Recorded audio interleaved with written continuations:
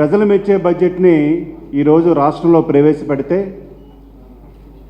అటు వైసీపీ నాయకులు దీని మీద రాద్ధాంతం చేస్తున్నారు.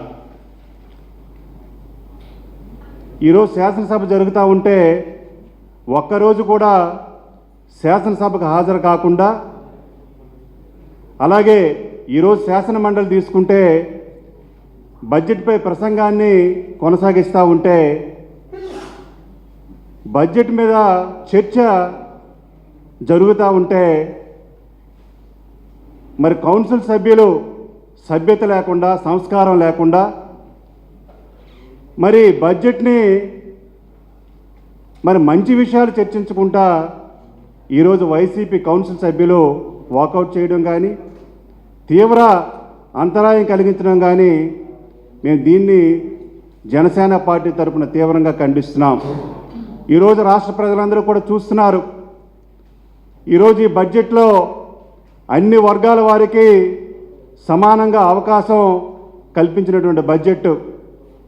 ఈరోజు గౌరవ ముఖ్యమంత్రి గారు చంద్రబాబు నాయుడు గారు కానీ, అలాగే ఉప ముఖ్యమంత్రి గారు పవన్ కళ్యాణ్ గారు కానీ, లోకేష్ గారు కానీ మరి ప్రజలు అవసరాల దృష్ట్యా ఒక మంచి బడ్జెట్ని ప్రవేశపెడితే ఈ బడ్జెట్పై తీవ్రమైనటువంటి విమర్శలు చేస్తున్నారు. ఈరోజు గిరిజనులు కానీ, మరి ఈరోజు గ్రామీణ ప్రాంతాల్లో తీసుకుంటే ఈ బడ్జెట్లో అత్యధికంగా సుమారుగా ఎస్టీ కాంపోనెంట్ కింద సుమారుగా 9,000 కోట్ల రూపాయలని కేటాయించారు. ఈరోజు గిరిజన ప్రాంతాలు చూస్తే డిప్యూటీ సీఎం గారు ఆయన ఆధ్వర్యంలో సుమారుగా మన్రేగా నుంచి మరి 1,000 కోట్ల రూపాయలు కూడా కేటాయించినటువంటి సందర్భాలు ఉన్నాయి.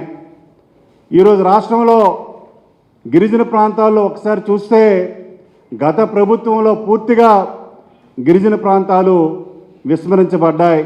కానీ ఈరోజు గౌరవ ముఖ్యమంత్రి గారు చంద్రబాబు నాయుడు గారి నాయకత్వంలో, డిప్యూటీ సీఎం గారు పవన్ కళ్యాణ్ గారి నాయకత్వంలో ప్రతి గిరిజన ప్రాంతానికి రోడ్లు వేసుకున్నాం.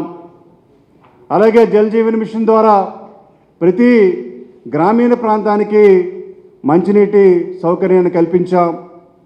ఇలా ఎన్నో అభివృద్ధి కార్యక్రమాల్ని ఈరోజు గిరిజన ప్రాంతాలతో పాటుగా మైదాన ప్రాంతాల్లో కూడా చాలా అభివృద్ధి కార్యక్రమాలు చేపట్టామని ఈ సందర్భంగా తెలియజేస్తూ ఉన్నాను.